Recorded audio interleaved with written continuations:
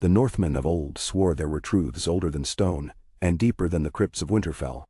Lord Eddard Stark listened, learned, and, for sins he would never confess, believed them. He believed even as golden-leafed autumn tasted sweet on the wind. Even as the children chased one another between the towers, and Lady Catelyn's laughter rang bright across the First Eek yard. A whisper clung to Ned's breast like cold iron under wool.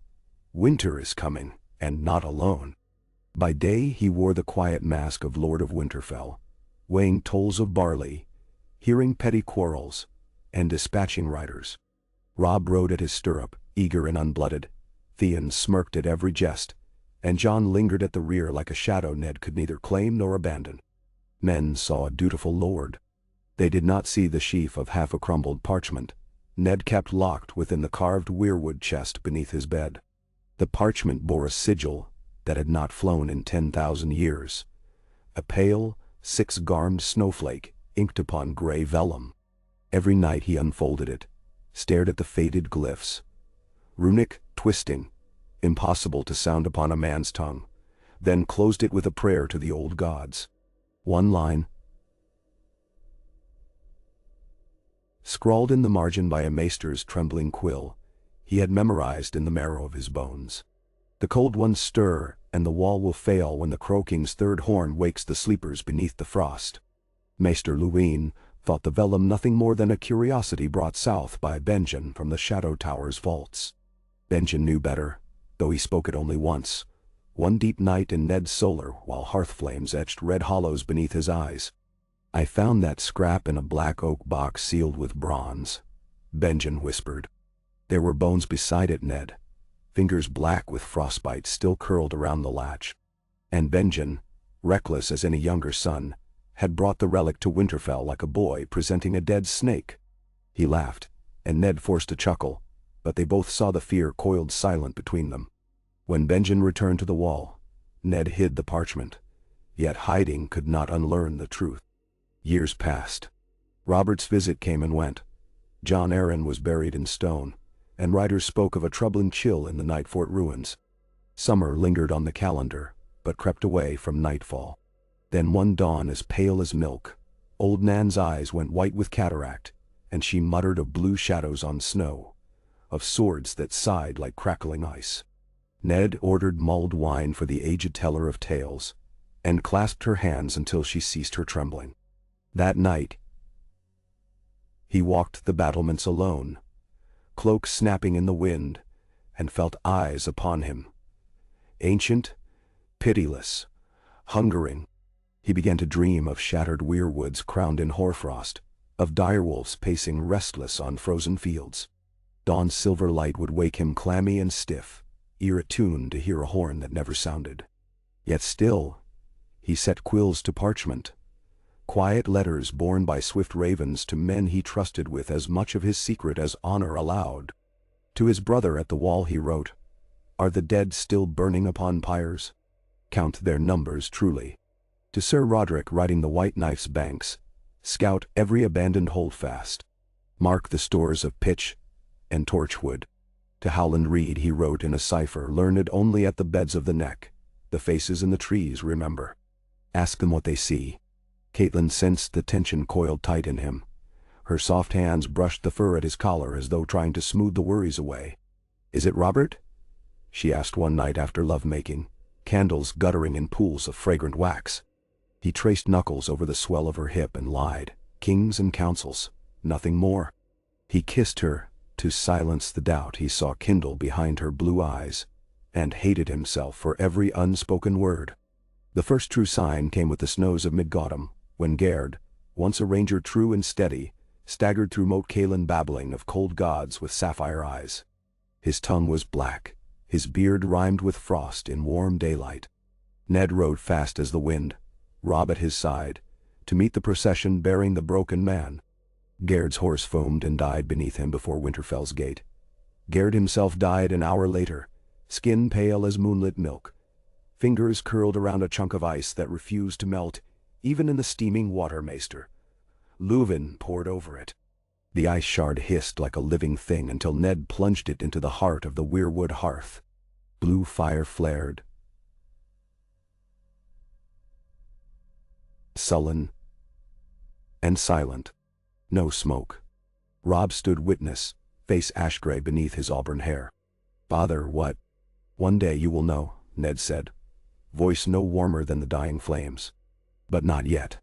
He ordered the god's wood sealed and barred, doubling the guard.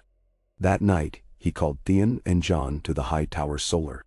Theon laughed at first. An icy demon?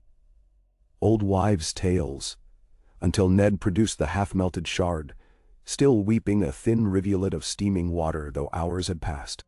John said nothing, but his eyes, darker than winter storms, met Ned's with a question so raw it near broke the Lord's heart. "Tell me, father, or foster father, whatever I am to you. Tell me why my dreams show white forests and dead men walking." Ned could not. Not yet. Instead he forged new plans in gloom. Smiths hammered dragonglass arrowheads by the hundreds, their strange black glass ringing sharp against steel. Iron miners brought up obsidian nodules from deep vents beneath Snowy Pines Pass. Wagon after wagon. The charcoal burners wondered why Ned Stark requested so much ashwood, but asked no questions. Every outlying holdfast received sealed writs instructing Castellans to gather their folk by torchlight and recite the old words of the Night's Watch oath. Most complied, muttering that the Wolf of the North had grown pious in his middle years. Yet Ned's thoughts were neither piety nor madness.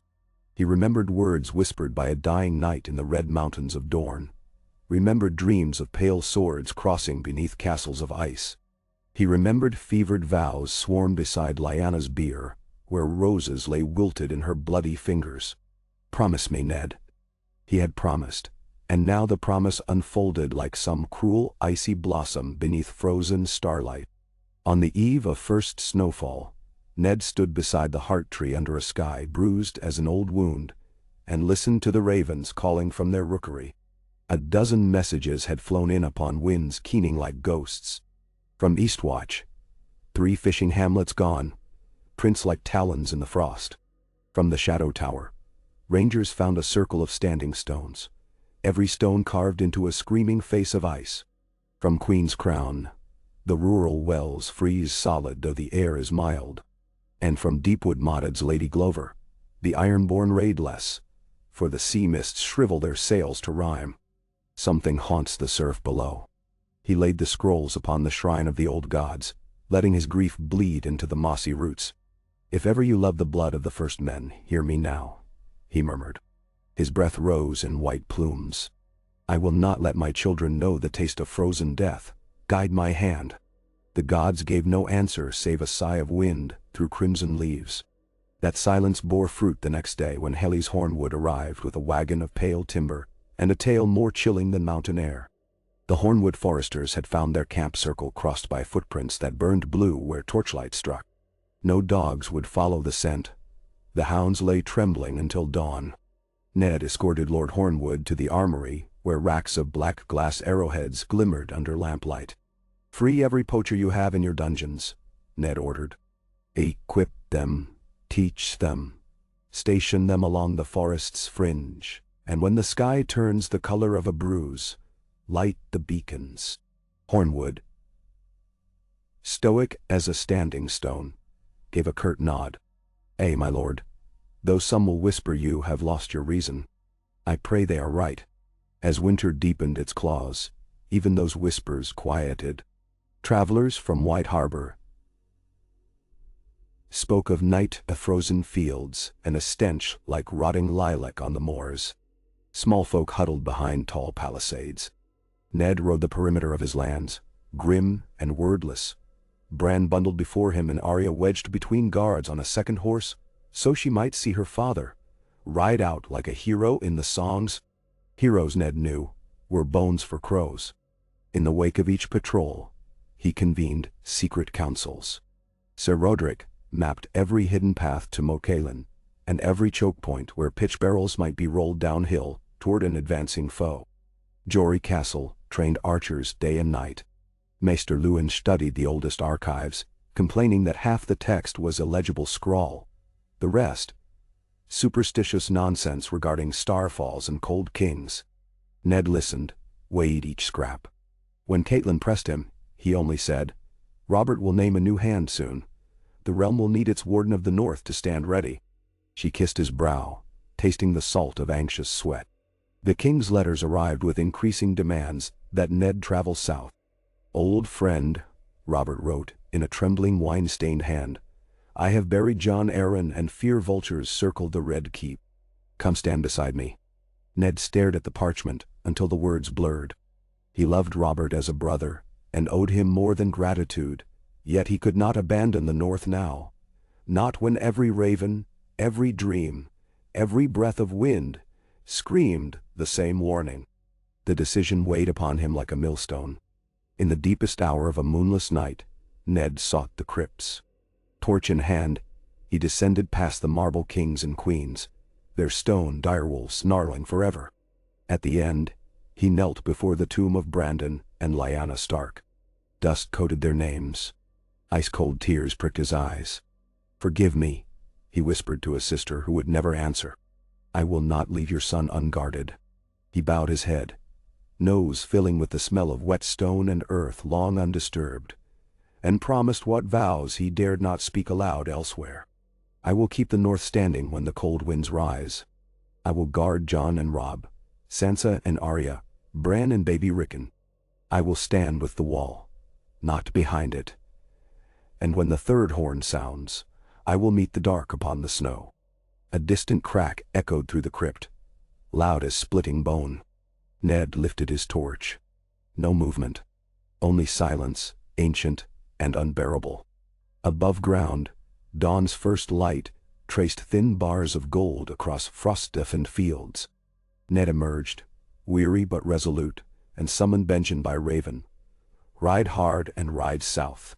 Bring me word not of kings or councils, but of the dead." Days bled into weeks. Snow fell thick as goose down. The wall reported strange lights dancing high above the haunted forest. Wraith-cold blue, flickering like witch fire. Jon begged to join Benjen on his next ranging, a plea Ned answered with silence that tasted of sorrow. Arya sparred against straw soldiers until her knuckles cracked. Bran listened wide-eyed to every rumor, and Sansa embroidered bright summer roses to ward off the dark, not knowing darkness devoured roses first. Then a storm blew off the shivering sea, and with it came a nightmare half alive. 8 men of the watch, cloaks shredded, faces gray as cobwebs, eyes milked. They stumbled through Winterfell's east gate at dusk, collapsing before the kennels, while hounds howled terror. Maester Luwin raced to them, stripping back sleeves to reveal forearms laced by frostbite so deep bone glimmered beneath. "They walked," Luwin whispered, aghast. "They walked 3 days in this state. No horse, no food?" Ned knelt beside the last man, a youth not 20. His pulse fluttered like a trapped moth. The opened lips cracked black with chill and breathed a single word: "Cold Kings." He died. That night Ned convened his war council in the great hall, doors bolted, banners stilled. Caitlin stood beside him, face pale but chin high. Ser Rodrik, Jory, Theon, Maester Luwin, and a handful of sworn lords gathered round a rough map of the north. No banners were moved, no crowns debated. Ned spoke. "Ravens fly from beyond the wall bearing tales too grim for children's stories. I have seen their truth in dead men's eyes. The others are real, and they march." He unrolled the cracked vellum bearing the snowflake sigil. "This speaks of a horn thrice blown, a wall falling. I do not know when, but I know soon." His hand closed on the hilt of ice. "We will not wait Southron permission. We will not beg copper from a drunken king's purse. Winterfell will stand, the North will stand. And if need be, we alone will face the night." The hall breathed as one. Roderick's whiskers twitched. Theon opened his mouth to jest, then thought better. "What would you have of us, my lord?" asked Jory, voice low. "Everything," Ned answered. So began the quiet muster. Karstark and Glover levies marched by moonlight to hidden woods. Blacksmiths quenched blades in oil laced with ground obsidian. Maester Luwin brewed Wildfire's green glassy cousin to coat spear tips. Every child over 10 learned the draw of a longbow. Every septon taught ancient rites older than the seven. Caitlin oversaw stores of dried beans, salt pork, and pickled beets vast enough to feed 10,000 through a year-long siege. Little Rickon ran wild among barrels stacked taller than men, laughing, not understanding. Benjamin's raven arrived on the first full moon after true winter set its teeth. 4 words only. Third horn sleeps deep. Ned read them beneath the heart tree. Snow drifted around him in silent spirals. Somewhere in the godswood, a direwolf howled, mournful. He turned his face to the gray-shrouded sky and whispered, "Not long now." A fortnight later, another raven beat blood-stiff wings against the maester's tower window. Ned found Leuven bent over the corpse of the bird, its heart frozen solid inside its breast. The parchment bore no seal, only an inky smear of blue. 3 words scrawled by a shaking hand. The Dead March. Ned ordered every hearth lit brighter, every beacon primed. He donned his father's ring mail and the great cloak of mottled gray. The direwolf sigil on his breastplate gleamed dully in torchlight. Rob watched, fists clenched. "Let me ride north with Uncle Benjamin," he pleaded. "I am your heir. It is my duty." "Your duty is here," Ned said, gentler than he felt. "Our people look to their Lord's son and see tomorrow's hope." He cupped Rob's cheek, saw himself at the same age in those fierce blue eyes. "Guard them, pup, guard them for me." Rob swallowed a protest and nodded. That night, while the castle slept under blankets of snow, Ned Stark mounted a gray stallion and rode out the Hunter's Gate, flanked by Jory, Sir Roderick, and 50 picked men, the direwolf's fangs. They bore dragonglass, ironwood shields, and torches that burned cobalt blue, wildfire cast in new hues by Maester Lewin's arts. The wind tasted of ash and secrets. No horn sounded. Yet as they crossed the empty fields beyond Winterfell, Ned felt a tremor in the earth, a pulse like a sleeping giant turning in its grave. Clouds opened above, revealing a moon the color of dead bone. Snowflakes drifted, glinting flecks of pale fire. And somewhere, far beyond hearing, he sensed ancient ice cracking. He thought of Lyanna, of Bran's innocence, of Joan's quiet strength, of Arya's sordid thin will, of Rob's pride. He thought of Caitlin knitting small clothes by candlelight for a winter that might never end. He thought of the promise whispered through blood and tears beside a bed of wilting roses. "Promise me, Ned." He spurred his horse northward. Not long now. Ha. Dawn did not come the next day. A bruised twilight hung above the world, stretching the hours thin. Small folk gathered at Winterfell's walls to peer into that uncanny gloom. Fires glittered atop the battlements, streams of blue flame dancing in braziers. Rob walked the ramparts in his father's cloak, wind whipping russet hair, commanding men twice his age to ready bowstrings, steady spear lines. Sansa led the women to the great hall, singing a gentle hearth hymn to still their trembling hearts. Arya slipped between shadowed corridors, needle strapped at her side, a wolf among lambs. In the godswood, Bran climbed the ancient weirwood to watch the sky. The face carved in the white bark seemed to weep red sap thicker than ever before. Tears freezing in the cold air, crystallizing into ruby droplets on the roots. "They are coming," Bran heard the old face whisper, though perhaps it was only wind through branches. Down below, Hodor hummed softly, shifting from foot to foot, while the direwolf summer paced restless, hackles rising at scents no human nose could catch. In the kennels, the hounds whined low. Mad barking shattered the hush, when a chill deeper than mere winter seeped under the gates. Ice formed delicate lace upon every iron bar. Gendry, the smith's boy visiting from Mole's town, saw his hammer frost to the anvil within heartbeats.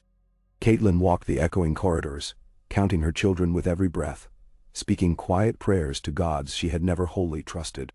The seven felt distant here, yet beneath these bleak arches she found a steadier faith. In Ned, in the walls, in the silent strength of the north. Still, none could name the dread that grew by the heartbeat. Far off, beyond the last river, Ned and his company reached a gentle rise overlooking a valley once green in summer. Now it lay buried under drifts, waist deep, a desolation of white. In its center shimmered the faint blue gleam of something vast, Ice sculpted into spires, bridges, and archways. A city of frost grown overnight like malignant crystal. Figures moved within those icy streets, tall and thin as memories. Limbs jointed wrong, eyes burning cerulean. Every step left dark hoarfrost swirling up in their wake. "They are making war camps," Sir Roderick whispered. "Not war camps," Ned answered, breath clouding before him. His knuckles whitened around the hilt of ice. "They are building a gate through which an endless night might pour." He turned to Jory. "Ride to the wall. Benjen knows the horn's resting place, if any man lives to reach it. Blow once for rangers returning, twice for wildlings on the move, and thrice—" He paused, feeling the words freeze on his tongue. "Thrice for the others. Blow the horn, Jory, and pray the wall remembers its strength." Jory clasped Ned's forearm, then mounted his horse and fled into the whitening dawn. Ned studied the spectral city below, measuring distance, counting torches, judging the angle of ridges.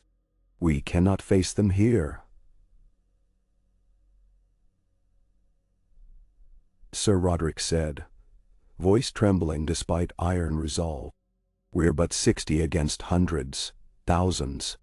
"No," Ned agreed. "We fight not for victory today but for knowledge. Cut one down, see if black glass truly shatters them. Then ride, Roderick. Ride hard to Winterfell. Tell my son what blood wages this war."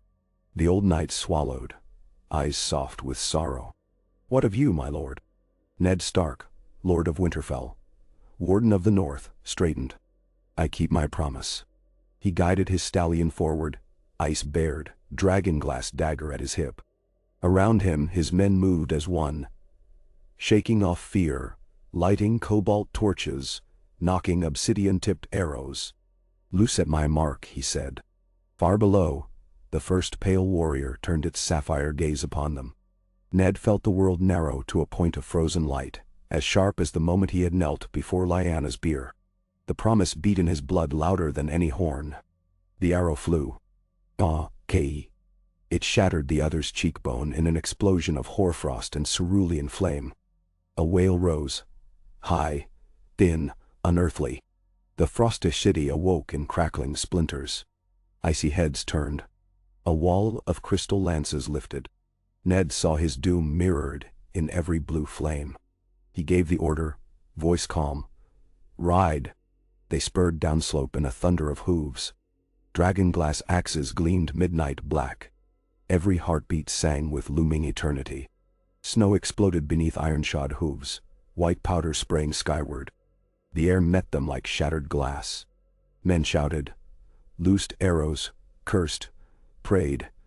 Ned's own breath ragged. Yet even in that charge, he counted. 12 dead men at his side, by nightfall, would be knowledge enough. Knowledge to save his children, perhaps the realm. The enemy advanced with soundless grace, swords like pale fire, spear points dripping rime. The first clash rang brittle as cracking lakes. Dragonglass bit, and the other's breasts split into shards that whirled away on the wind. A cheer rose, cut short when 2 more stepped into the gap, blades whistling, severing a horse's head in one smooth sweep. Ice crystals fountained red. Ned parried, riposte sliding across frozen steel, sparks of frost skittering like stars fallen to earth. Sir Roderick yelled over the chaos, "Back! Back to the ridge!" But Ned pressed on, carving a path, driving his stallion toward a crystalline obelisk at the city's heart, where faintly, very faintly, he heard the moaning call of a horn buried in ice. Twice it sounded, a deep groan of stone and sorrow. Not yet 3.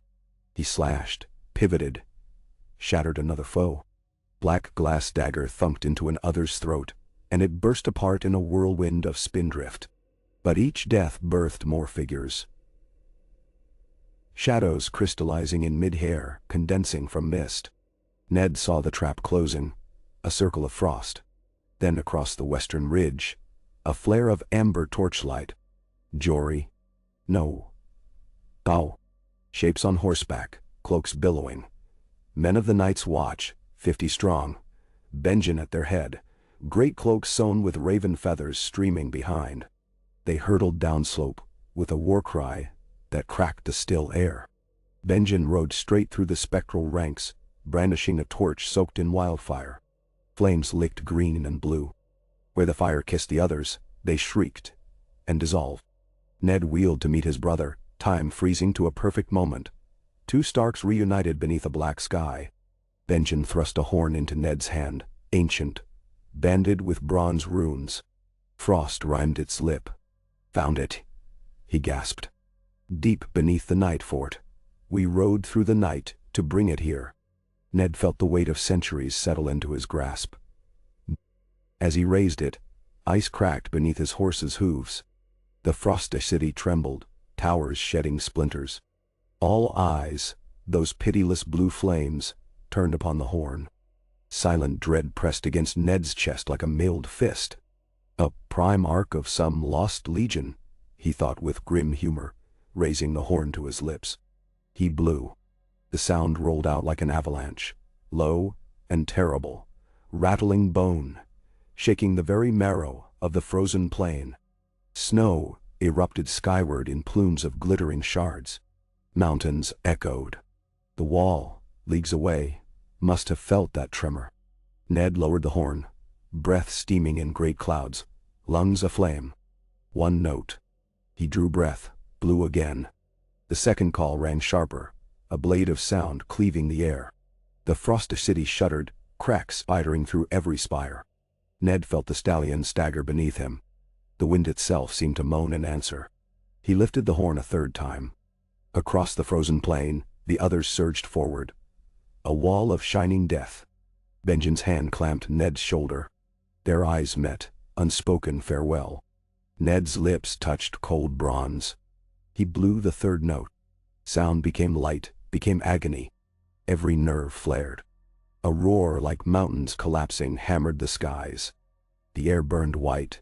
Ned felt the horn melt against his mouth, searing frostbite and flame in equal measure. The ground split. Wall and city and sky folded into a single scream of ancient grief. When the brilliance faded, the frost city lay in ruins, shattered into drift and dust. The others were gone. Whether broken, banished, or merely driven back, Ned could not know. The horn lay in two steaming halves at his feet, runes quenched to black slag. Silence reigned. Men gasped, wept, clutched one another.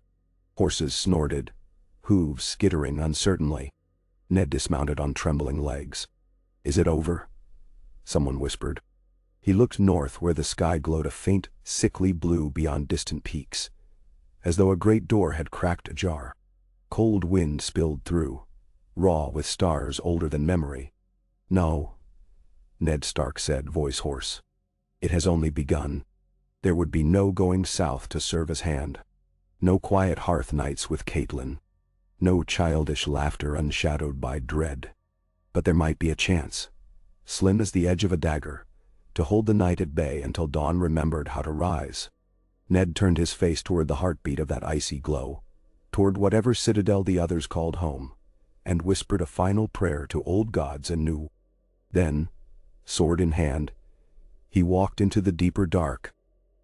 Kai. Benjen Stark had once sworn that beyond the shivering sea's black horizon, a man could taste the world's edge, the point where air lost the memory of warmth, where breath crystallized before it ever touched one's lips. Ned tasted that edge now, as he trudged northward into a cold, so pure, it rang like glass inside his skull. The horn's broken halves rode in a leather satchel at his hip, still warm from the wrath they had birthed. Each slow footfall crunched on snow packed hard as old iron. Behind him moved 31 survivors, Sir Roderick limping but unbowed, silent Jory Castle with his bow slung over one shoulder, 24 sworn swords whose eyes flickered between terror and awe, and Benjen, "Brother Ranger, ghost returned from frost." They marched in a crooked column beneath a sun that no longer rose. Pale violet twilight lingered instead, washing the world in bruised hues.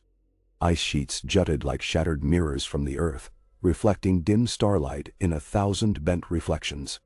No wind dared stir. Sound carried too far. The rasp of steel fittings, the crack of leather, The beat of hearts all echoed against unseen ceilings of sky. Hours or days passed, time dissolved in relentless twilight. When exhaustion gnawed at marrow, Ned called a halt beside a ruined weirwood whose face had been savaged by claws of ice. The carved eyes were gouged to blind, the mouth split into a silent scream. Axes bit into frozen drift for a shallow trench, torches flicked cobalt in the gloom, and dragonglass pikes were planted like hedge stakes. No one spoke of sleep.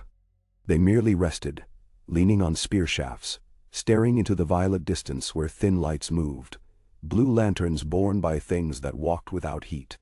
Benjen crouched beside Ned, frost crusting his beard. "We crippled their gate," he murmured. "Yet every step north draws us nearer their true hall." "A hall of night," Ned answered. He withdrew the parchment from his woolen tunic, the parchment inked with the six-armed snowflake.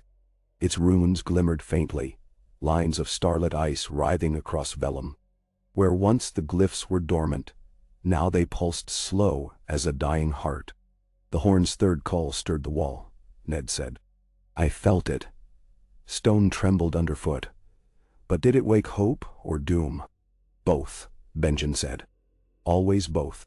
They rested until the last torch guttered.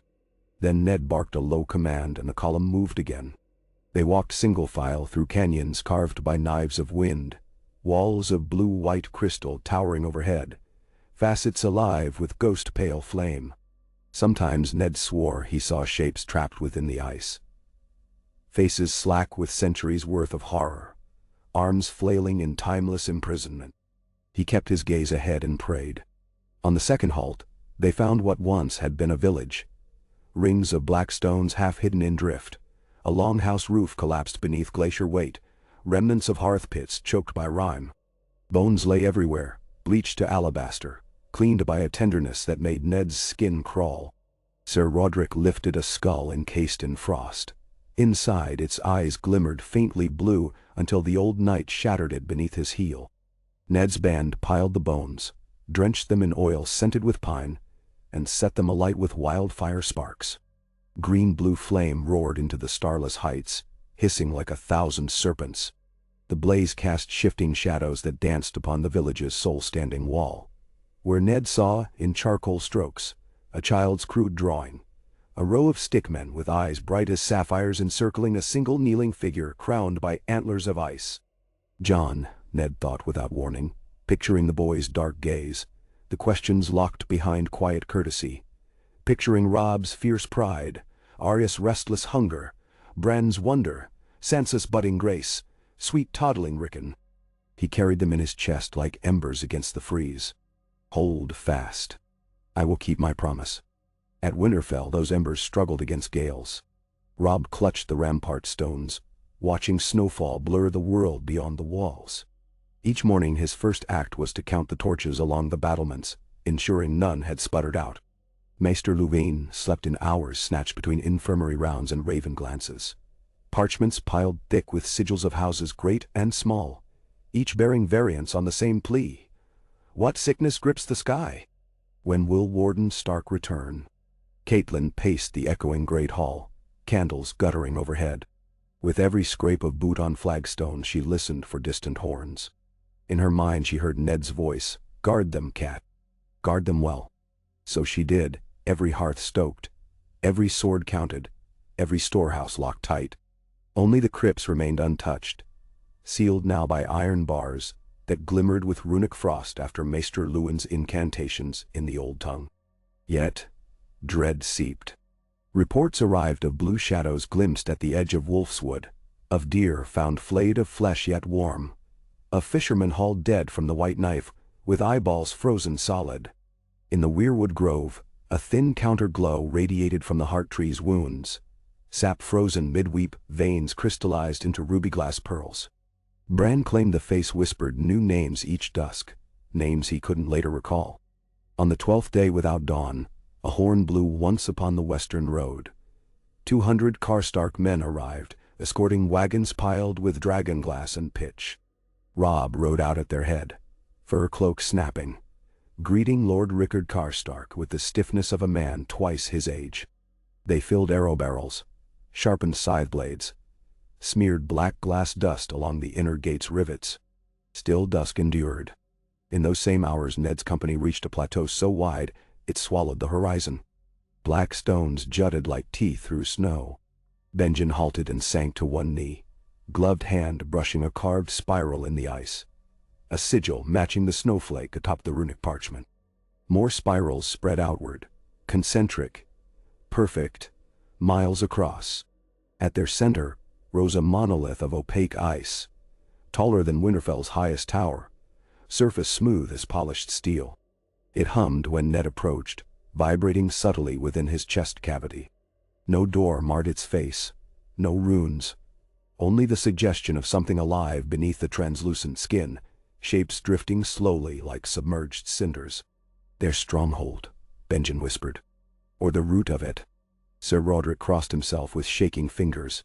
"What chance does a blade hold against that?" "Not chance," Ned said. "Duty." He drew ice.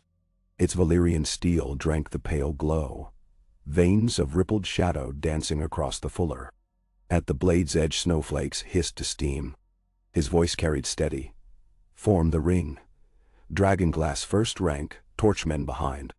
They circled the monolith at 50 paces, stakes planted, torches set in frozen sconces. Black glass arrowheads gleamed like shards of night. Yet as the ring closed, Ned felt the ground's hum intensify, a heartbeat rising to fever pitch. Runes flared within the ice, 6-armed stars seething electric blue. The translucent surface clouded, then cleared, revealing beyond the veil an interior chamber, vast as a cathedral. Pillars of hoarfrost, balconies of crystal, a dais carved from gem-hard winter. Upon the dais a throne sat vacant, save for a crown of twisting white roots, its branches crusted with 1,000 tiny faces screaming in silence. Ned's breath hitched. He stepped closer, compelled by horror and wonder. Ice rippled like water at his approach, thinning to a membrane. Within, a figure formed, tall as a warhorse's, withers, limbs slim, armored in overlapping plates of ice shaped like leaves. Its eyes blossomed twin azure fires. On its brow rested the root crown. The creature did not move, yet from it radiated consciousness, alien, piercing, as ancient as the first snowfall. A voice sounded in Ned's mind. Not words exactly, more the impression of wind howling through a graveyard of glass. The ache behind one's eyes after staring too long at noonday sun on snow. Northerner, Oathbearer, Kinslayer. Each label, struck like a blade of frost, conjuring memories Ned struggled to hold. Arthur Dane bleeding out beneath the Tower of Joy. The wailing of newborn Jon. Lyanna's fingers clawing his cloak. He forced them aside. "I am Eddard Stark," he spoke aloud. "Lord of Winterfell, Warden of the North. Who stands before me? We are the first storm and the last breath. We are promise broken by flame. We wake while men sleep." The thoughts resonated like chimes, struck by a frozen hammer. Around Ned his men stiffened, clutching ears though no sound crossed the air. He planted ice point down in the snow. "We slew your soldiers with dragonglass. We shattered your gate with the horn. Turn back from the wall and this war ends." Blue fire flared behind the veil. War began when Primate Ive Fireblood carved trees that whispered. War began when dragons scorched snow to steam. War began when children fled from stars falling into ice. The flow of images flooded Ned. Days before human memory. Nights when giants roamed. A dawn when the sun rose black, and the world's axis shifted, unleashing oceans of winter. He squeezed eyes shut, teeth gritted. "I care not for wars long dead.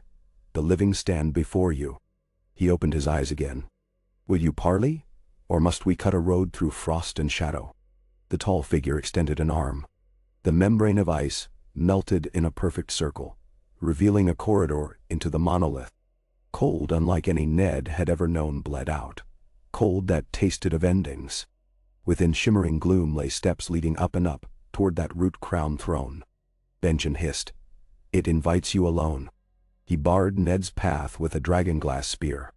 "I will not let you give yourself to their sorcery." Ned clasped Benjen's shoulder. "If I enter, you hold the circle. Should I fall, burn this place with wildfire and flee. And leave you. Benjamin's eyes reflected torchlight, bright with fear. Duty, Ned repeated. He stepped through the opening. Ice knit closed behind him like seamless glass. Inside, silence reigned. Footfalls echoed up crystalline stairs so perfectly symmetrical, they disoriented him. Walls pulsed faint luminescence, revealing veins of black void deeper than night. Once or twice he glimpsed scenes trapped within those walls. A forest of green now lost. Children of the forest weaving spells around a heart tree. Valyrian dragonlords forging a disk of glassy black metal. Every vision shimmered then vanished. At length he reached the throne. The crowned figure awaited, unmoving. Up close, it towered 2 heads above Ned. Limbs jointed differently, somehow both graceful and brutish. Its face, if face it was, resembled a mask of glacial quartz. Smooth, mouthless, save for a slender slit like the edge of a spear. The eyes burned, not with flame, but with the memory of flame, a negative heat. Ned lowered ice in salute. If words exist between us, speak them now. The slit widened slightly. From it issued a sound like cracking permafrost. At first meaningless, it resolved into halting Valyrian, the ancient tongue of dragonlords, but twisted by centuries of disuse. We remember promises, Ned answered in the common tongue, trusting sense might carry. We remember as well. The creature's gaze fell upon ice. Lord, forged from fire's sin. Valyrian steel, Ned said. The bane of dread. We wield it to defend. Then defend. From cold, yet born of blood and sorrow.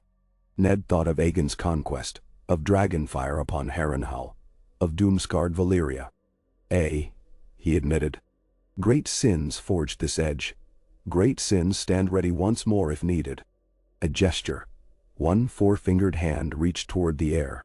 Haze wavered, resolving into a scene above the throne. Winterfell's godswood seen from above. Heart-tree weeping red tears. In the courtyard Robb drilled archers. Sansa walked as though through a dream. Arya crossed practiced swords with Syrio Forel's memory. A mother's heart hammered in Ned's chest. Children, precious. The creature rasped. Yet, cold. Claims. All. Ned stepped forward. He felt heat leach from his marrow. The cold will not claim them. False. Oath. Sun. Sets. Ice. Rises. Then I offer a truer oath. He sheathed ice, kneeling before the throne. I give myself in place of them. Take me. Turn me. Do what you will, but let the wall stand. Let the living breathe. Silence spiraled. Blue globes fixed upon the kneeling man. For an eternity nothing moved. Beyond the monolith, Benjen and Sir Roderick stood at the ready, torches burning low. Sudden wind howled across the plateau, carrying flurries. Spirals of blue fire ignited at spiral centers. Spinning faster, rising in pillars. The ice underfoot vibrated with such intensity men screamed as teeth rattled. Benjen's spearhead cracked from thermal shock. Shards skittering away. Within, Ned felt the throne room air collapse into itself. Pressure exploded inside his ears. He looked up. The crown of roots unfurled tendrils like bleached bone serpents. They slithered down, wrapping his wrists, his throat, his temples. Each tendril pulsed with frigid sap that burned like lye. He jerked, but forced himself still. For them. Images blurred. Walkers marching, Winterfell aflame, Robb impaled on a lance of crystal. Catelyn frozen mid-sob. Bran spread-eagled on a weirwood altar. Jon kneeling in snow as pale lips kissed his eyes blue. He shook his head, teeth chattering. Show me truth, he gasped. Not fear. The crown paused. Then new visions poured. Spring-bursting wildflowers across blackened fields. A cello-deep horn sounding dawn. Jon clad in black and gray leading armies of men and giants. Arya guiding refugees through secret tunnels. Sansa crowned with a circlet of weirwood leaves. Robb forging alliances with proud northern lords. Bran opening his eyes within the heart tree. A path of survival, not victory, but endurance. The walker's empty slit of a mouth closed. A hiss exhaled, mist swirling into runes that Ned somehow deciphered. One life for many. One fire quenched to stay the night. The tendrils tightened. Cold flooded veins, eating warmth. Frost spidered across Ned's beard, hair, eyelashes. Heartbeats slowed. He sensed skin paling to marble. Yet he also felt memories stretch outward, threads weaving into a tapestry far beyond his skull. In Winterfell, Bran toppled from a weirwood limb and landed standing, eyes rolled white. "Father," he whispered through chattering teeth. Arya froze mid-lunge, sword tip drooping. Robb felt a stab of pain behind his ribs and staggered. Catelyn gripped the banister of the great hall balcony. Every Stark sensed a door closing. Outside the monolith, Benjen shouted, "The ice swallows him!" Cracks raced from the base of the tower.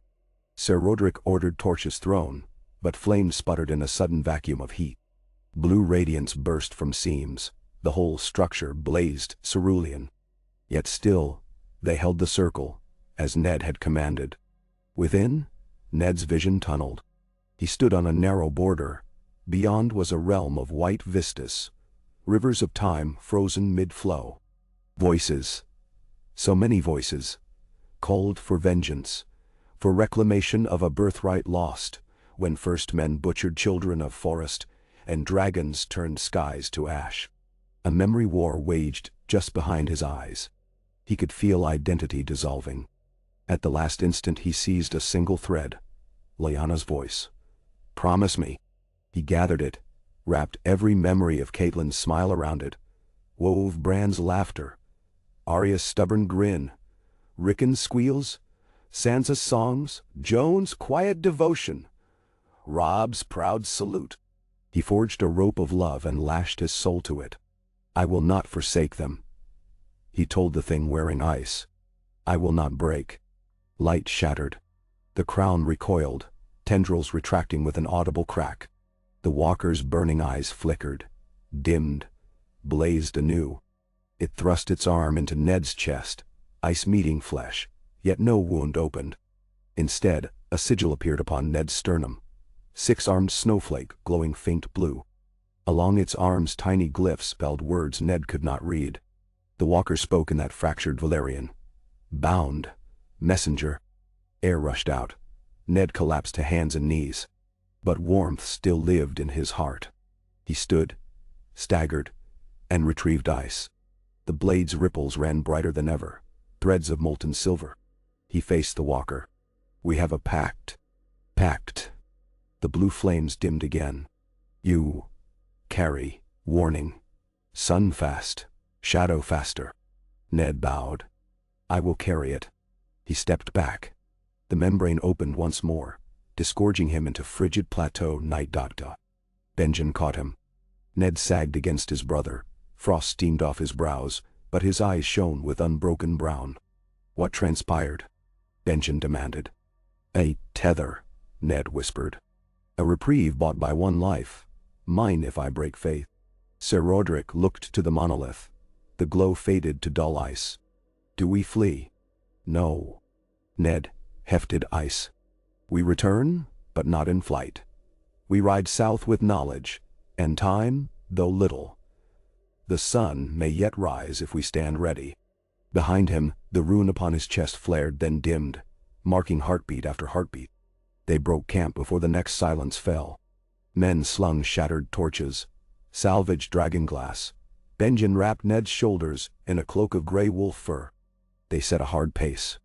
Underfoot the plateau's crystal cracked, but no frost armies pursued. When they glanced back, the monolith no longer gleamed. It lay dormant, waiting.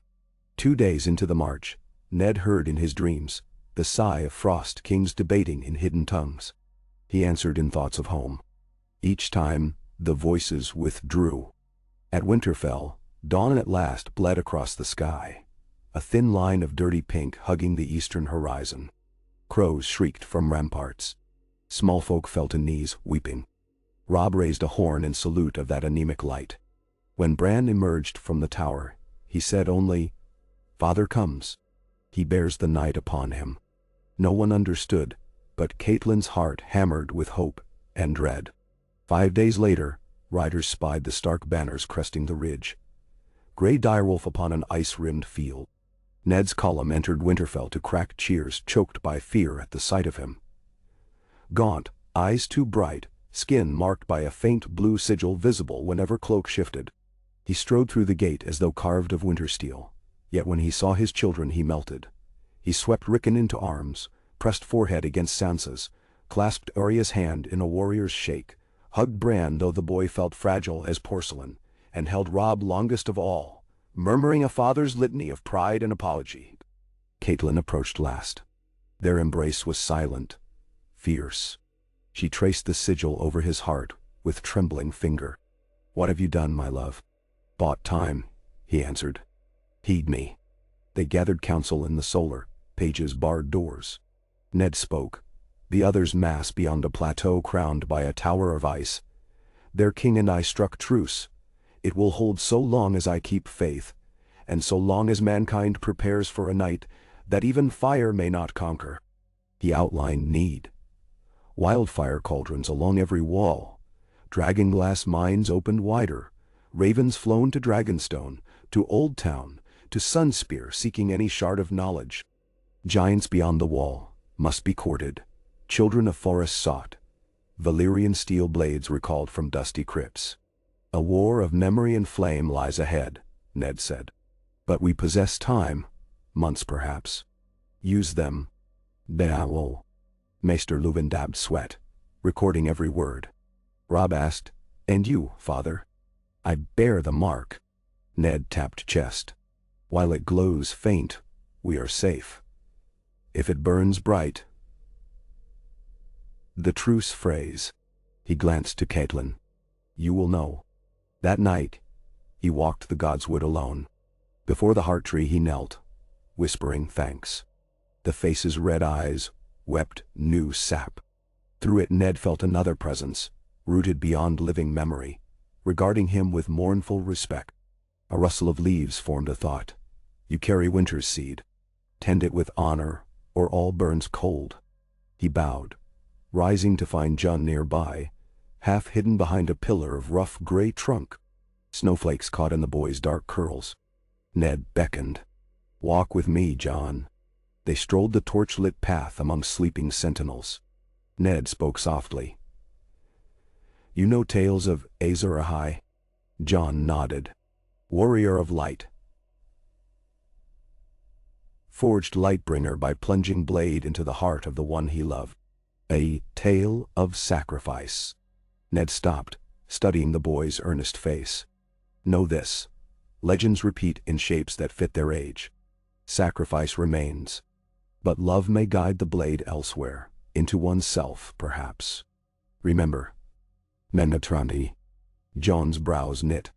"I don't understand." "You will." Ned squeezed his shoulder, feeling the sigil pulse faintly. "I trust you, Jon Snow. Hold true when shadows lengthen." From the Godswood they heard the distant ring of steel on steel.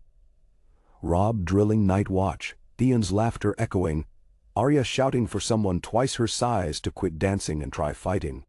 Life persisted within the walls, flickering stubborn as stars. Ned watched, eyes shining with fierce resolve. He would not allow that light to die. K.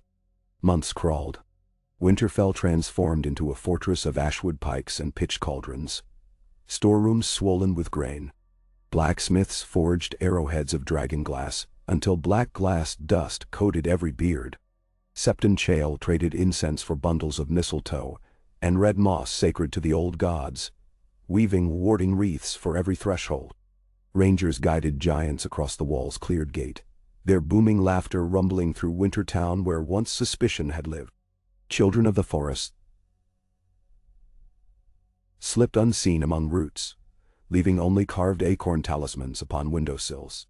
Down at the wall, a quake issued cracks spidering the ice face, but the watch reinforced them with iron braces from Eastwatch's forges. Samuel Tarley deciphered glyphs hidden beneath the night fort, learning how to bind fire into ice without shattering its heart. He wrote to Maester Lewin, "The wall is more than barrier. It is horn, harp, and harpstring together. We can make it sing." In King's Landing, ravens arrived heavy with snow-crusted feathers, yet Robert Baratheon read none, dead a fortnight by boar's gore. Cersei ruled behind her child king, uninterested in frozen nightmares. Stannis, in Dragonstone's sea spray, burned statues to rouse a red god.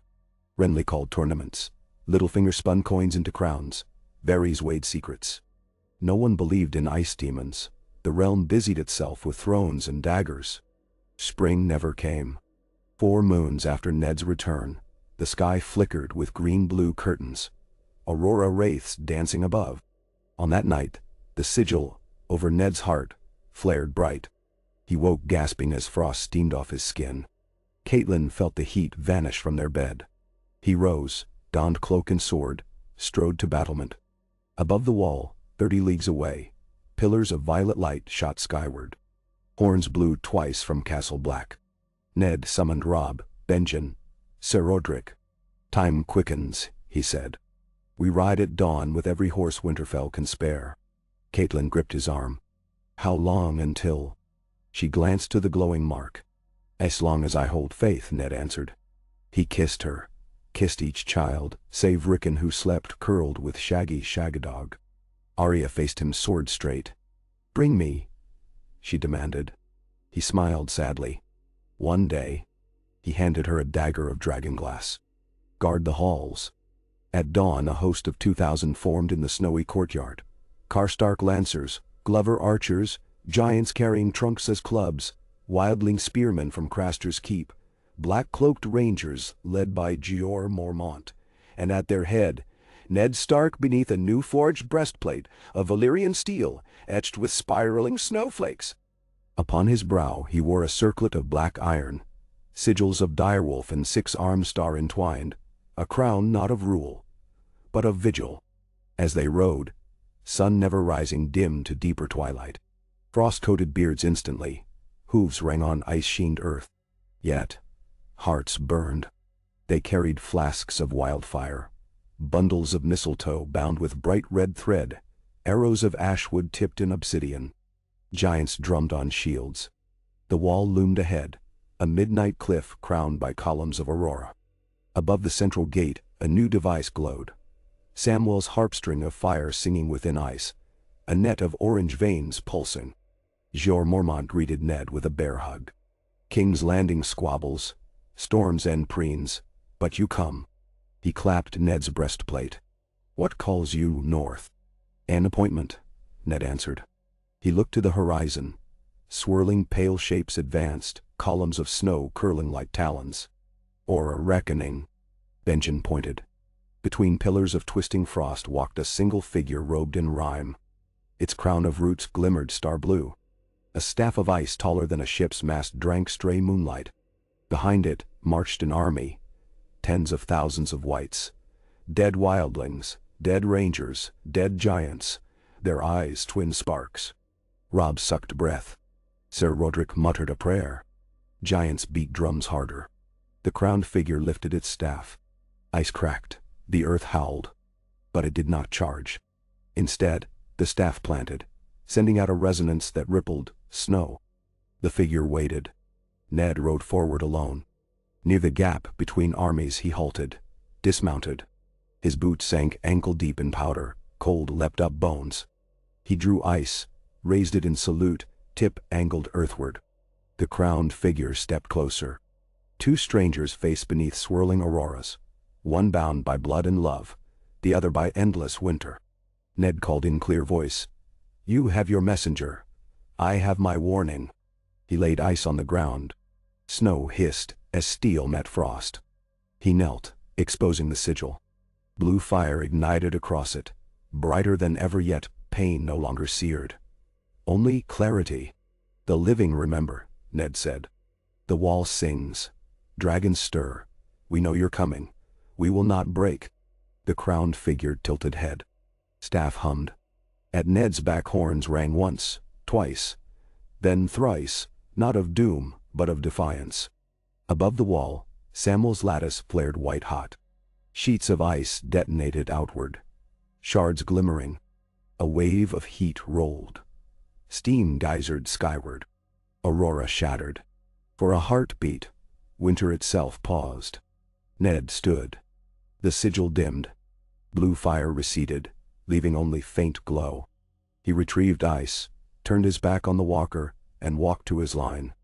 Behind him the crowned figure watched, its staff still planted. At some unheard signal it turned away. The dead wheeled as one, receding into swirling snows. A moan rippled, equal parts rage and recognition. Benjen met Ned at the gate. You tested the pact. I fulfilled it. Ned surveyed his host. Now we prepare for when they no longer heed it. Robb asked, voice taut. When will that be? Ned laid hand over heart. When this burns like summer again. Then winter falls for true. He faced the wall, newly wounded yet glowing with heart fire. Until that dawn we sharpen every blade, fill every cauldron, teach every child. The long night marches, but so do we. Overhead, clouds parted a fraction, revealing a star. Single, red, pulsing. Ned, Stark, raised ice. Its rippling metal caught that star's faint light, scattering it across ranks of men and giants. Remember, he called. The word echoed from ice to stone to beating hearts. A promise forged in frost, and tempered by love that would not yield. And beyond northern dark, something ancient listened, felt that word carve fissures in its eternity, and began, ever so slowly, to fear. K. Jon Snow had never trusted dawns that carried more shadow than light, and the meager blush that followed his father's parley struck him as treacherous, a blood-red smear that gave nothing to the skin, less to the soul. The wall hissed where newborn cracks oozed steam, and Samuel, cheeks raw from frostbite, said it sounded like a wounded animal trying not to scream. The cry lingered in Jon's ears, even after he rode south beside Lord Eddard's host. Shoulders hunched against a wind that cut deeper than any blade. The army's return to Winterfell was a march through ghostlands. Villages that once baked barley loaves now squatted empty beneath drifted roofs. Sheep wandered masterless, wool hoar-rimmed, eyes blind with frost. On the second night, Jon's patrol found a farmhouse whose windows burned blue in the dark. The family within sat at table, as though they'd only paused mid-prayer, cheeks white, eyes like polished sapphires. Dragon glass liberated them. One thrust apiece, torch flame kissing the bodies until they stank of thawed corruption. Jon kept count silently. 18 dead folk that walked. 11 that had never risen but would have, if not for fire. 18 and 11. The numbers clattered in his mind alongside the words his Lord Father had given him in secret, by the flicker of a single brazier. When the mark burns full, the pact breaks. When the pact breaks, the gate opens. When the gate opens, find the singer in the snow, and bind your sword to her voice. Jon understood none of it, yet each syllable weighed like destiny. He studied the blue rune faint beneath Ned Stark's collar. 6 cold arms branching around his father's heart, and felt something tighten in his own chest, as though invisible frost were sketching a twin upon his ribs. The host reached Winterfell on a sleet gray midday, and found the castle transformed into a beehive of labor. Giants hauled oak trunks for a second ring of palisades, wildlings mended fletching beside Karstark bowyers, and the forges sang round the clock, exhaling sparks that danced up into swirling flurries. Overhead, ravens wheeled in black constellations, each bearing messages that crossed the continent like frantic stitches, trying to hold a rent garment together. Old Town offers glass candles, Maester Luwin reported at council, but says the Citadel requires proof of threat before they'll release their locked texts. Ned's silence in reply was proof enough, though none dared say so. Sansa took charge of the castle's pulse, organizing healers, sorting provisions, reading aloud whatever light tales still coaxed smiles from children. Arya drilled beside Sirio's carved dummy until her wrists bled. When Jon came upon her applying resin to cracked knuckles, She met his gaze like a wolf daring him to pity her. Bran roved every parapet astride Hodor's sure shoulders, eyes wide and distant. He whispered of ravens that spoke in three voices, of weirwoods that bled rivers beneath the snow, but when pressed, he only blinked and said he had forgotten. For a dozen days the weather hovered between seasons, too mild for full winter, too bitter for autumn, and Ned believed the world itself held its breath, waiting. The sigil on his chest glowed faintly now, but sometimes, in the small hours it brightened just enough to cast frost onto the bedclothes. Catelyn, waking to those glittering patterns, traced them with a mother's finger, and wondered what price would drag her net away at last. Each dawn she kissed the mark as though her lips were a seal stronger than magic. Trouble from the south came on wings of gold and scarlet. 3 ravens arrived together, one from Blackhaven in the Marches, one from King's Landing, and one that bore no seal at all yet reeked of salt and smoke. The letters told a tale of kingdoms unraveling, Renly crowned in Highgarden, Stannis marching beneath a red star and a red woman's banners, Cersei enthroned behind a boy king of brittle cruelty. The riverlands burned. Storm's End braced. Pike stirred with iron ambition. None spared thought for whispers of frost. Ned gathered the northmost lords in his solar, maps spread beneath a cluster of guttering candles. A war for thrones will feed the dark, he said. Every sword turned south is a shield left unmanned. Galbart Glover sputtered about oaths to king in the north. Rickard Karstark muttered that traitors deserved cold steel, but Ned overspoke them. We defend hearth and kin first. The neck will serve as moat. Moat Kaelin shall not fall. If Southrons want crowns, let them bleed for tin trinkets while we keep the fire alive. Some nodded, others seethed, yet none defied their warden. But one voice cut through. Robb Stark, no longer flush with boyhood, strode forward wearing new forged brigandine, studded with dragonglass. The North follows you, father, he said. But banners alone want men breaks in the realm. We need allies who believe ice is more than a fireside fable. We need proof. Ned's gray eyes softened. You offer to fetch it? I do. Give me Grey Wind and 200 riders. I'll ride to White Harbor. Take ship for Dragonstone. Bear witness of what we've seen. He planted gauntleted fist on the map, atop the smoking mountain symbol. They say a girl across the sea hatched dragons, from salt and smoke. If that's true, dragonfire may be the only forge hot enough to burn the night for good. His voice trembled with restrained fire. Catelyn's heart lurched.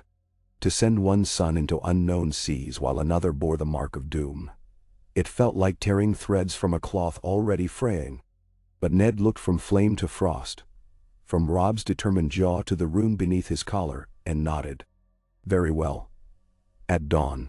So Dawn watched Robb Stark ride out through Hunter's Gate, beneath banners of Grey Direwolf, and 6-armed Snowflake, entwined. Alongside him loped Grey Wind, fur rippling silver in the wind.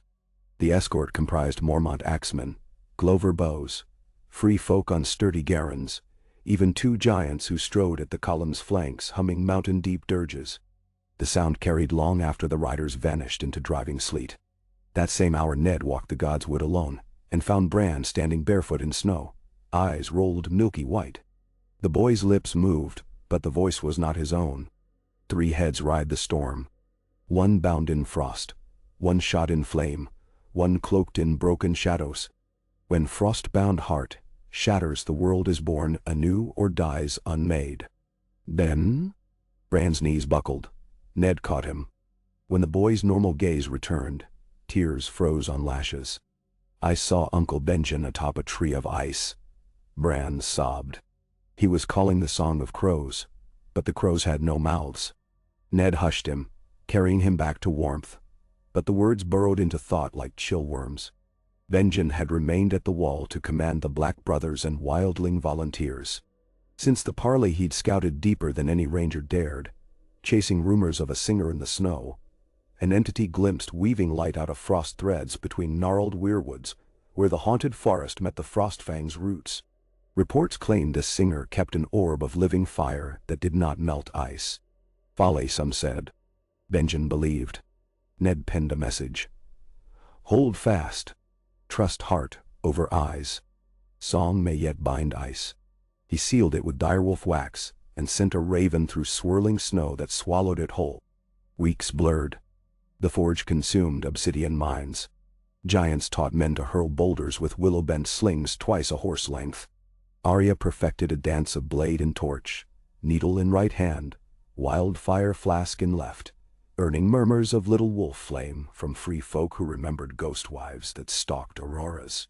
Sansa composed songs for children that taught how to speak the prayer of fire if caught in a white's grip. Her verse carried through corridors, ash and ember, spark and flare, warmed the blood and cleansed the air. One gray evening a horn blew from atop the east watchtower. One long note, one short, repeated thrice. A rider approaching under truce. The castle's outer gate creaked open to admit a lone figure astride a horse white as evening frost. No cloak warmed the rider's shoulders. Ice clung to eyelashes, lips cracked but smiling. He dismounted with a flourish and bowed low. Sir Jaime Lannister gleamed in half-polished armor beneath a ragged crimson cloak shredded by travel. His breath steamed, eyes bright with challenge. "I bring my father's regards," he announced to the ring of drawn bows. "Also steel, if you have food hot enough to soften it." Ned stepped forward, hand resting on dagger hilt. "You ride farther north than honor ever carried your house, Kingslayer." "Honor's a rope grown frayed," Jaime replied, shrugging. "But cold cuts every man to size." King's Landing quibbles over gilded chairs while marble steps frost underfoot. Father decided debts matter little when the creditor is death itself. He unbuckled the longsword at his hip, Valerian steel hairline rimmed with crimson garnets. "Ice for ice," he said, offering the blade. "This is Bright Roar's remnant, found in our vaults after Robert's men looted the rest. My father sends it as bond. Teach us how to wield glass against ghosts, and the West marches north when called." Ned accepted the sword's hilt. Ripples of smoky metal folded beneath dim torchlight. He saw in Jaime's eyes the gaunt look of a man who had witnessed something no captain of lions could laugh off. "What did you see on the road?" "Dead men walking," Jaime said, grin fixed but hollow. "And Tywin Lannister fears only what he can't pay off. So here I am." The knights of Winterfell debated all night. Some spat at the notion of trusting lions. Others, like Sir Roderick, argued every sword might tip fate. The mark on Ned's chest tingled warm, as though reminded of houseblood debts. At dawn he clasped Jaime's wrist. "You will stay as guest. Teach your men dragonglass craft, learn wildfire's bite. Betray this castle and torch flame will be a mercy." Jaime merely flashed that weary grin. "My brother warns betrayal leaves holes even gold can't fill. I'll keep the lessons true." Word of alliances spread. From the Eyrie flew Lys Aaron's falcon banners, promising 1,000 bowmen under Lady Stoneheart. Rumors named her Catelyn's revenant cousin, reborn in fire and vengeance. The Arbor dispatched juniper-wood ships stacked with casks of high-proof brandy for firepots. Even Dorne answered.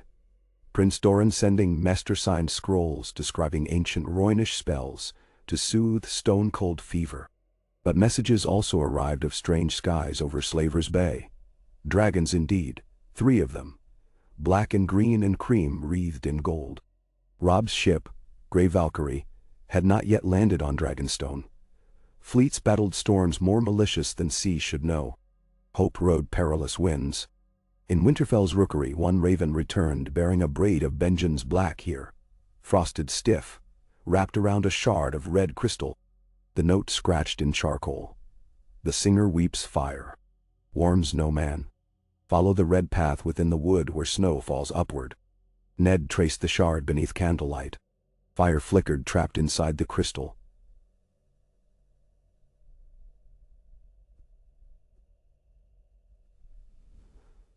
Swirling like ember smoke yet cool to touch. Jon stood beside him, silent. The rune on Ned's chest glowed at the shard's nearness. "Pack lightly," Ned murmured. "We leave before moonset." They rode with a small party. Jon Arya, who shadowed them until discovery forced consent.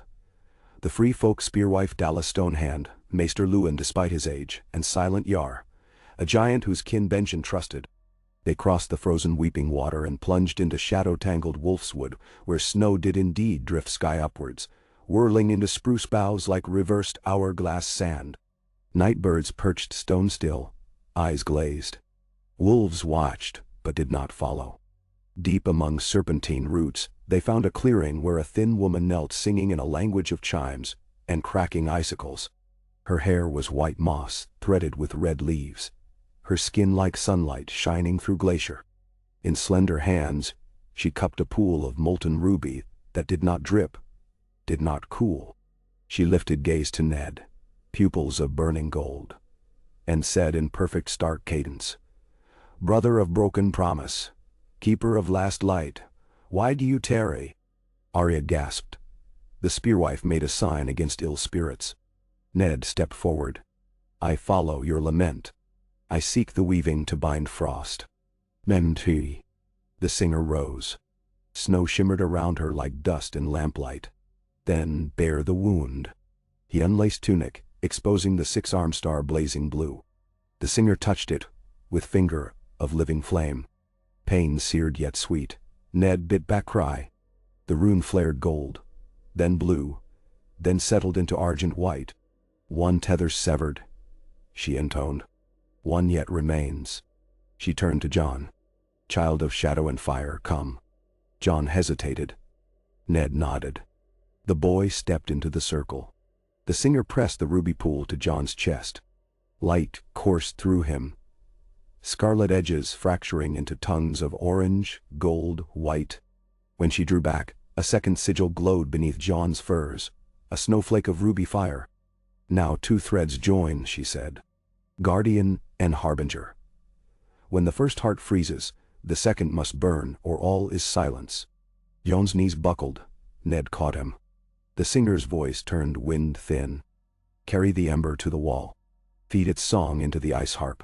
Dotting. When true night falls, the harp will need twin tones, one of crystal, one of flame. Only thus may the gate shut after being forced wide." "Now, Maester Lewin." Stammered questions, but the singer knelt, lowering blazing hands into earth. Roots cracked open, blossoming red sap that steamed then crystallized into amber beads. "Seeds of dragonfire made still," she whispered. "Plant them along the wall's crown, water with blood of willing kin, and the night will find teeth on its throat."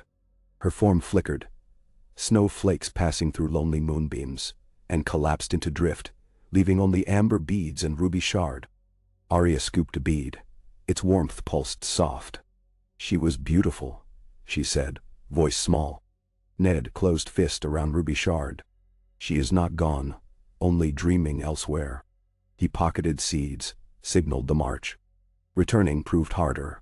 Storms whipped unnatural spirals that howled like battalions lost. Twice they fought wights that rose mid-blizzard, one a massive bear whose flesh hung like tattered sail, another a line of child corpses puppeteered by invisible frost. Dragonglass put them down. Wildfire turned snow-green. Arya danced through terror, dagger blazing. John cut the bear's spine, feeling ruby rune sing hot. Back at Winterfell, the castle shook with news. Robb's fleet had reached Dragonstone but found Stannis burning idols on the beach. Yet the dragons, Daenerys' brood, were now winging for Westeros, drawn by songs of stone cracking. Rumors flourished. A red witch sought a king's blood to wake stone dragons. Whites had been seen on the King's Road south of the Neck. Euron Greyjoy's black sails prowled shivering sea, seeking to net a living storm. Jaime Lannister drilled with northern recruits daily, flaunting sarcasm, yet never shirking. One dusk he sparred Jon in the practice yard. Snow falling thick, torches sputtering. Bright roar met Longclaw's Valyrian ripples. Sparks hissed. Jaime's grin turned earnest at each parry. Finally he stepped back, breathing frost. "I fought your brother Robb once. He carried honor like a shield too heavy to swing. You fight as though the sword itself grieves." Jon took the comment silently. Ned watched from parapet, rune pulsing white beneath leather. He had not slept more than snatches. Each dream found him standing before the ice throne, crown of roots coiling toward his heart. The walker's thoughts whispered soon like distant sleigh bells through a charnel mist. Under full gray moon the rune flared sudden blue-white, bright enough to wake Caitlin with a cry. Ned. Taggered to window. On horizon, a pillar of blue fire pierced the sky, far north beyond the wall. He knew then the pact had fractured. His heart stuttered, breath iced. The first heart freezes. Hours before dawn, horns brayed from the wall, 3 notes trembling through miles of dark. Ravens burst skyward. Snow began falling ash-gray, heavier than memory. Ned rallied Winterfell. All riders to Moat Cailin. The Night's Watch calls its bannermen. Jaime offered 200 Western Lancers. Lady Barbary Dustin arrived with spears of weirwood, eyes cold at sight of Eddard, yet swearing to ride east flank. The crypts opened. From them Ned lifted swords older than Andal's, bronze leaf blades edged with obsidian chipped by children of the forest. He placed one in Caitlин's hands. She closed fingers firm. There were no tears left for doubt. Jon prepared to ride north with seeds and ruby rune. Samwell, just arrived, babbled of giants blowing horns at Eastwatch, of Benjen missing 5 days, of something vast stirring beneath shivering sea ice. Jon clasped Sam's shoulders. "Hold the wall till I reach you. Keep heart." Sam nodded, eyes wide behind fogged spectacles, clutching parchments of ice harp schematics. Before leaving, Jon found Arya in the armory buffing her needle-thin sword. "You can't come," he said. She scowled. He kissed her brow. "Your fire is here. Promise me, little wolf." She shoved a glass dagger into his belt. "Then promise you'll stab the dark for me, Snow." He promised. Dawn, when it came, was a bruise across the world, purple, sickly. Jon and his riders thundered north. Ned marshaled south flank. Caitlin oversaw evacuation of winter towns, young and old, to cavern shelters under the hot springs. The first refugees from the wall met Jon halfway. Black cloaks shredded, faces blue with cold, murmuring about Benjen Stark riding into a glacier that opened like a mouth. Jon pressed on. By dusk Castle, black rose ahead, battered. The ice harp Sam forged within the breach glowed fitful amber. Whites howled at the base, claws scraping, but rangers poured pitch, then lit sky-long cascades of green fire. The wall held. So far. Jon delivered amber seeds. Sam and Maester Aemon climbed a crane rigged against the face, planting seeds into raw fissures, pricking palms to bleed. Ruby rune on Jon's chest pulsed with every drop. South. Ned's host reached Moat Cailin, fortifying ruined towers with pitch trenches. Squire Haley's flashed spyglass, ice mist creeping along the King's Road, forms moving within. Night came early, and with it, the first assault. Dead men in rusted mail clambered from mists, arrows of jagged ice slung by unseen archers. Giants hurled boulders, shattering ranks. Mormont axes carved, wildfire bombs ignited swathes where whites screamed silent. Ned rode ice through waves, rune a white beacon. Yet for every foe slain, 3 more rose. Only near dawn did the mist recede, leaving heaps of twitching limbs that melted to dirty slush when touched by sunrise. 3 days and nights of such sieges followed. Jaime's lancers broke a charge of armored whites on the causeway. Steel on frost, laughter like madness, but lost 50 men. Lady Dustin's weirwood spears proved bane, but each shatter of scarlet wood cost her a painful flinch. By the 4th evening they began counting arrows, not corpses. At Castle Black, the wall trembled deeper every hour. Amber seeds set veins of orange into ice, but a roar like distant seas pulsed beneath. Sam's harp thrummed 2 notes, 1 crystal, 1 flame, yet lacked the 3rd. The frozen heart, Aemon whispered, blind eyes turning skyward. It seeks reunion. Jon dreamt of Benjen singing beneath glacier vaults, voice entwined with a choir of wolves. He woke, rune blazing red gold. "I ride," he told Sam. "Keep the harp alive." Ghost bounded beside him, white fur stark against swirling ash snow. Jon rode through silent forest, torch held high. The sound of singing guided him. deep male harmony overlaid by whispering icicles answering in sorrow. He found the glacier mouth. Pillars of pale jade, archway rhymed with frost runes. Within glimmered rows of ice statues, Night's Watch brothers frozen mid-stride, eyes closed. Benjen knelt at the center, palms against a stone shaped like a heart tree heart, except this heart pulsed blue. John dismounted, approaching. Benjen turned slowly, eyes shining sapphire. Ice webbed his beard, but tears thawed lines upon cheeks. "John?" He exhaled. "I tried to hold the note alone, too strong. It burns cold." John knelt opposite the stone. His ruby rune flared. "Let me share it." They placed palms together over heartstone. Blue met red. Frost met flame. Pain lanced, heat and chill swirling, singing a note neither had voice for. The heartstone cracked. Light geysered skyward through glacier roof. A third tone rolled, deeper than mountains, higher than starfall.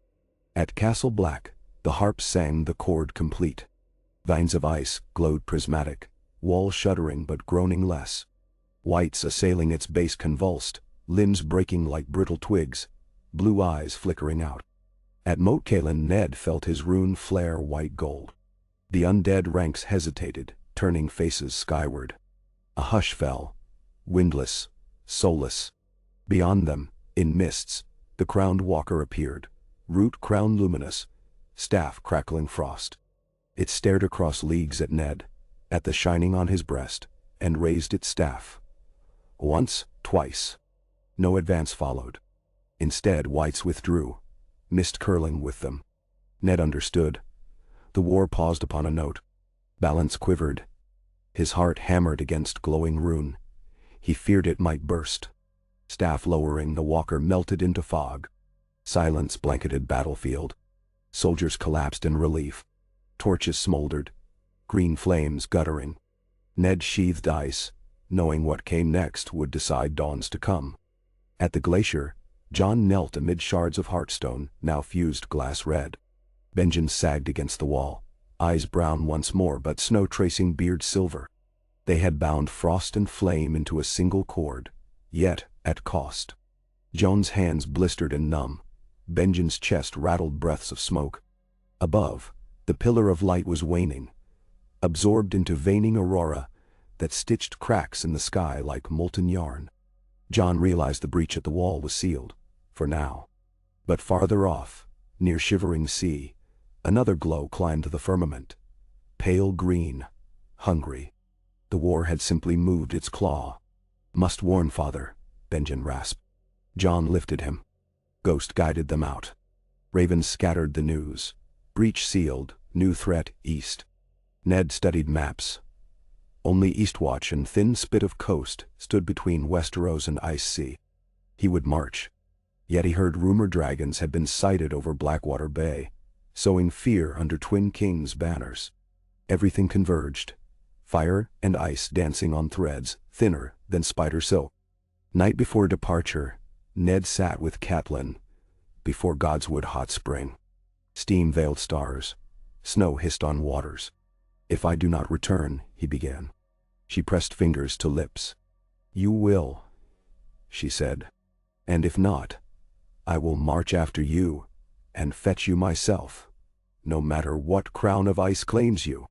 They shared wan smiles, then love warmed them, though cold tried to creep beneath pelts. Dawn found banners snapping, direwolf, snowflake, roaring lion, giant's rune, spearwife sigil of five-clawed bear, braids of free folk bones. 2,000 marched again northeast, every step crunching promise and dread. John and Benjen, gaunt but alive, met them at Long Barrow.